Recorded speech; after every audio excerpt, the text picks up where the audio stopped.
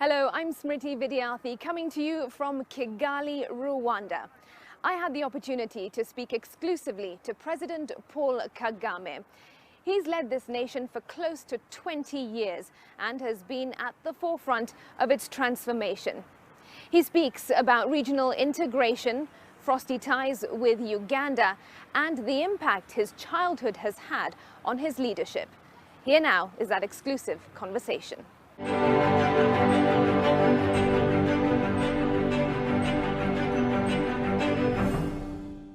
President of Rwanda, Paul Kagame, thank you so much for giving NTV your time. It's great to see you. You're welcome. Now, Rwanda has recently especially been hosting a large number of conferences, international conferences, and also exhibitions, and there are plenty more to come. What is the ultimate goal?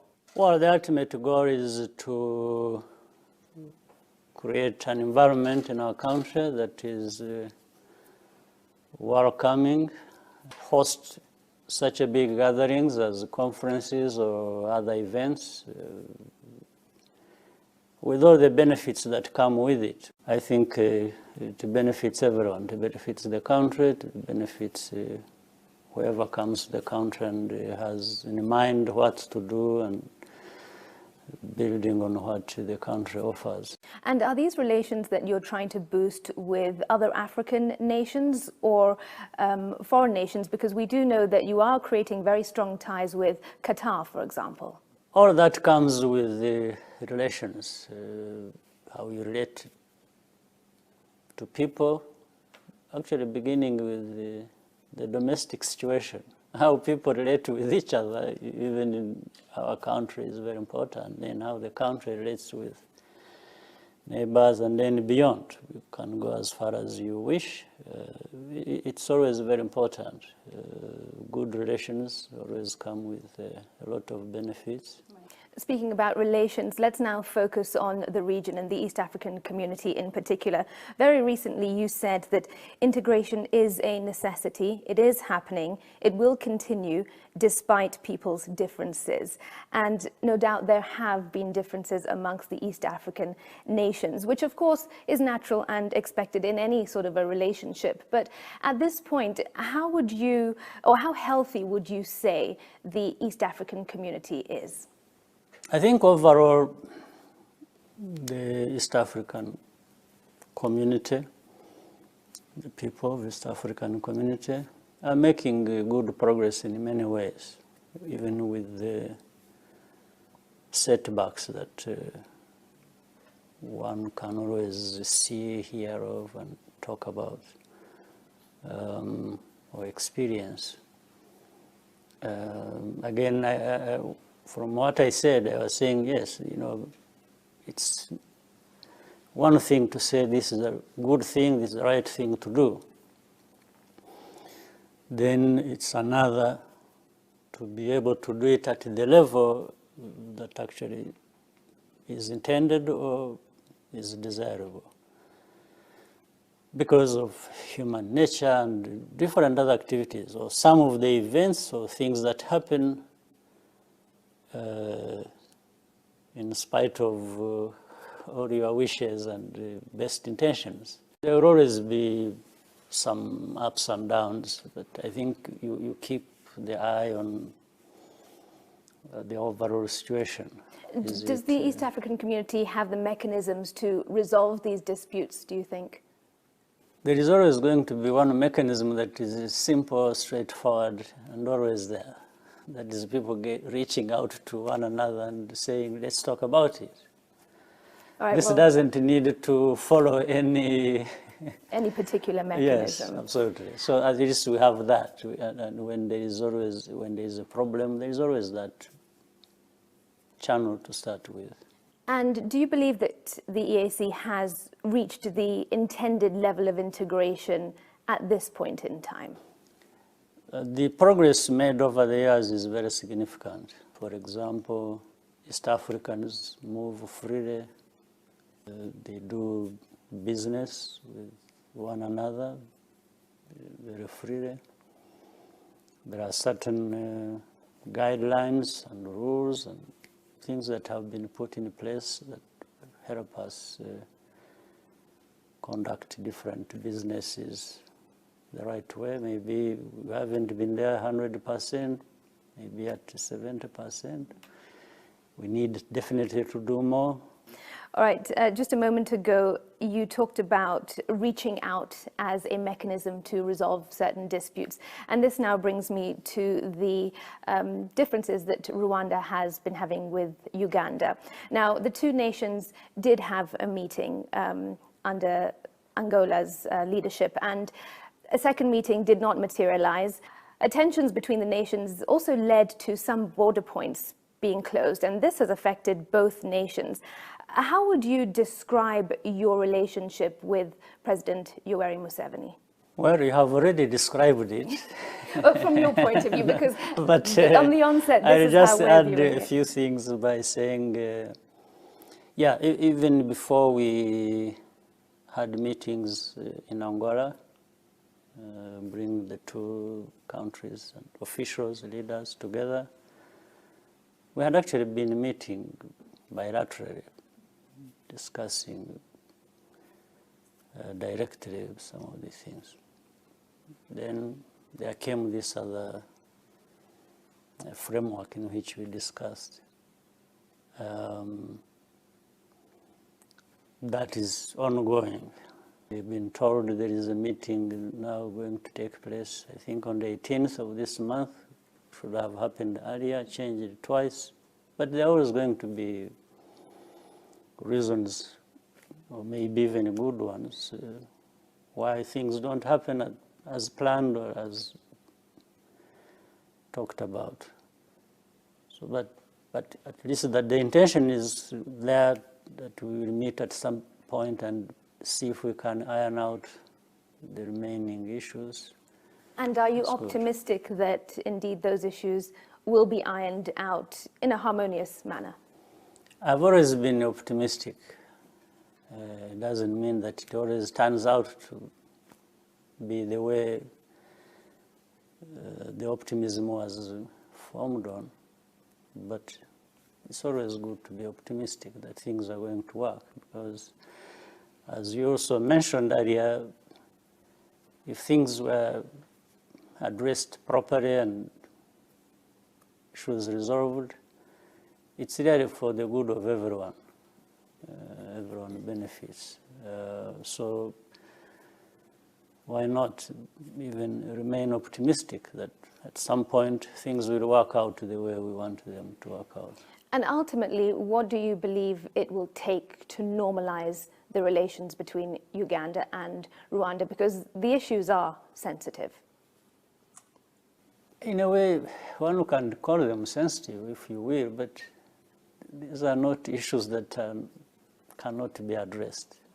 That is to begin with. There's nothing so complex that people can't talk about it, and later on, better still, act upon them in a real sense to get going forward. So I'm guessing logic, good reason will prevail, and we might find a way forward. All right, we look but forward. What is very important is to have good regard for each other. And do you believe both nations currently have that for each other? It will come. Okay. Okay, let's have a look at the continent at large now. Africa, of course, does have its fair share of challenges, as do all countries in the world. But what do you think that African nations really need to do and focus on to overcome their developmental challenges? First, we need to understand what is it that we haven't been getting right for all the years. And what is that in your view? In terms of our development. The Africans have to make a decision and a choice. Are we comfortable being where we are or have been for decades? 2, is it possible to change that situation towards what we want? We need to also be sure there is something we want that is right for us and that we deserve. Three, what are the tools to use to achieve that? I imagine one of them is being driven by, therefore, that mindset and the set of choices and decisions you have to make.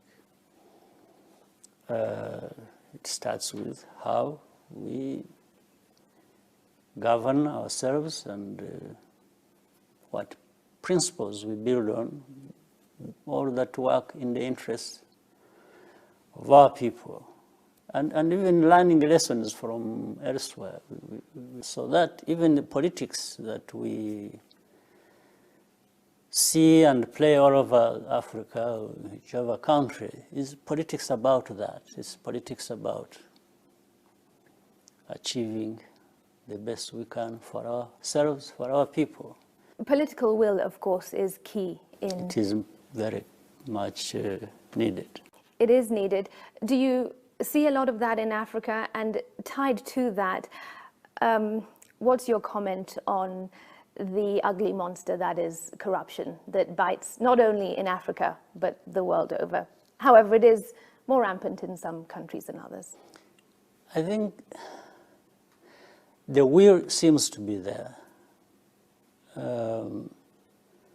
at least in terms of expressions that people make. You hear every African leader, citizen, anybody, east, west, north, south, central. People say really the right things, and you can see even the passion with which people talk about things. That's not bad. That's a good step, because everything else builds on that. So, but then that alone is not enough. Good, but not enough. You need to do something building on that. You can't just keep expressing intentions, saying this is the right thing to do, but you end up not doing it. That's where the devil lies now, to the point of corruption. Corruption is actually part of that governance I was talking about. Governance is broad. Good governance is very broad. It's rule of law. It's expecting things to happen, and they happen the way you expect them to do, because the right things have been done towards that. And the predictability of it, that you expect that once there is this statement done and for a reason understood, and everybody is called upon to work towards that, and then we need to see progress, we need to see results, and we need to learn lessons also along the way. A number of things have the accountability that I was talking about that has to take place, lessons learned, so that we keep making progress by avoiding some of the things you found were standing in your way to achieve what you wanted to achieve. Here's just shifting focus to an interesting investment that Rwanda made. You are a big football fan, an Yes, Arsenal supporter, and you have in fact invested a lot of your energy and national resources into the club. We see Visit Rwanda on the arms of Arsenal players. However, critics have argued that this money ought to have been used differently for the nation itself, as opposed to investing in football. Yeah. Has it reaped any returns? It has. In what way? Many ways. We've seen hundreds of times more visits. And these visits are visits with money. It's not just a visit. They don't come to ask me to give them money. They actually give us money. And we've been able to quantify. We see the numbers of people relating to that particular investment, numbers of, in terms of money that is spent in the country, and so on and so forth. In fact, the critics you're talking about, Maybe they're not Arsenal fans. they are not, most likely. But you see, critics must also be challenged in a sense. It's not enough to say this is bad, because you are a critic, and therefore somebody must believe you. But I think it is going to be okay if you criticize me and say what you are doing is wrong, and you also put numbers to it and show me how wrong it is. It's not just enough to say, no, you should have put your money there. Yes, okay, I could put my money there, but show me how that could have benefited me more than where I put my money. Second, critics are not doing the job I'm doing. They have their own jobs wherever they are. But I'm the one responsible for this situation. If I have analyzed and found that this is going to earn me something, and I'm convinced, even roaring in my mind what the would-be critics would say about it, because that's how things work if you are making an analysis of what you intend to do and the possibility of succeeding or failing. But then if all that put together, you find that there is a net plus in that, I go for that. So later on, if I'm to be held accountable for what I didn't do fine, then so be it. That's how things get done. Right. You don't do something by doing nothing. You do it by doing it, and then you fail, you succeed, you are held accountable, you explain, or you learn lessons, you pick your pieces and go. How critical is it, do you think, that African leaders do need to change their thought processes when it comes to improving their nations? I mean, this is a prime example. You know, I doubt many would have thought of investing in a football team and reaping such returns. But there we are still intending to do more. Oh, really? Well, no, yeah, there's one more coming soon, yes. We look forward to that. But how important is it that Africa starts, you know, thinking differently about its nation and really what it can do for its people? There's no magic wand that we can talk about, but we really have to make decisions. We have to decide what to do that gives us results. If things don't work, we try other things. For those that work, consolidate and do even more and better. Well, speaking about more and better, coming up on the 8th and 9th of December, Rwanda is hosting Nation Media Group's inaugural Kusi Ideas Festival, and you are in fact a keynote speaker. Now, Kusi Ideas Festival touches on various themes and ideas. What do you think that Africans should really dwell on to shape their future? Well, it's always going to be a point where you start with yourself. And say, first have confidence in yourself that you can do something for yourself and maybe for others.